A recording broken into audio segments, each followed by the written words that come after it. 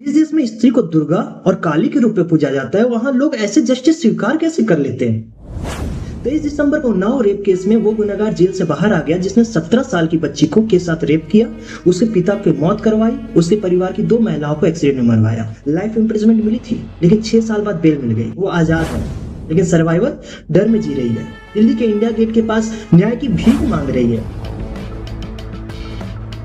और हम सब चुप हैं क्योंकि हमारा इशू नहीं है। जून 2017 में कुलदीप सिंह सेंगर ने एक 17 साल की माइनर लड़की को अपना घर बुलाया और उसके साथ रेप किया, लेकिन उस समय वो एक ताकतवर बीजेपी एमएलए था, इसलिए कोई सुनवाई नहीं हुई। अप्रैल 2018 में जब पीड़िता के पिता ने इंसाफ की मांग की तो उसे झूठे आर्म्स एक्ट में फंसा दिया गया, जेल भेज दिया गया।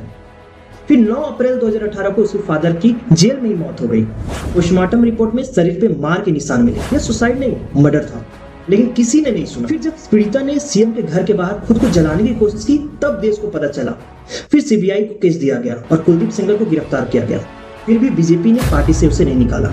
28 जुलाई 2019 को एक और ट्रेजेडी। पीड़िता, उनके परिवार और वकील जब कोर्ट जा रहे थे तो एक ट्रक उनकी कार में जा घुसा। पीड़िता के परिवार की 2 महिलाओं के मौके पर मौत हो गई और तब जाकर 31 जुलाई 2019 को पब्लिक आउटरीच के बाद बीजेपी ने कुलदीप सेंगर को पार्टी से एक्सपेल किया। दिसंबर 2019 को दिल्ली हाई कोर्ट ने कुलदीप सेंगर को रेप केस में लाइफ इम्प्रिजमेंट और फादर की कस्टोडियल डेथ पे 10 साल की सजा सुनाई थी। लेकिन देखिए सिस्टम की मजाक, सिर्फ 6 साल जेल में रहने के बाद 23 दिसंबर 2025 को दिल्ली हाई कोर्ट ने उसके लाइफ इम्प्रिजमेंट को सस्पेंड कर दिया और 15 लाख रुपए की बेल पर बाहर छोड़ दिया।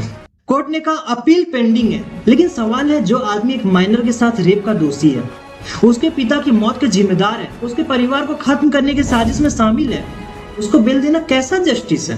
पीड़िता इंडिया गेट पर प्रोटेस्ट की, वो रो रही थी, उसने कहा कि मैं खुद को खत्म करना चाहती हूँ, लेकिन परिवार के बारे में सोचकर रुक जाती हूँ। और क्या हुआ, दिल्ली पुलिस ने उसे वहां से हटा दिया। ऐसे हटा रही थी जैसे वो रेप का खुद रेपिस्ट है।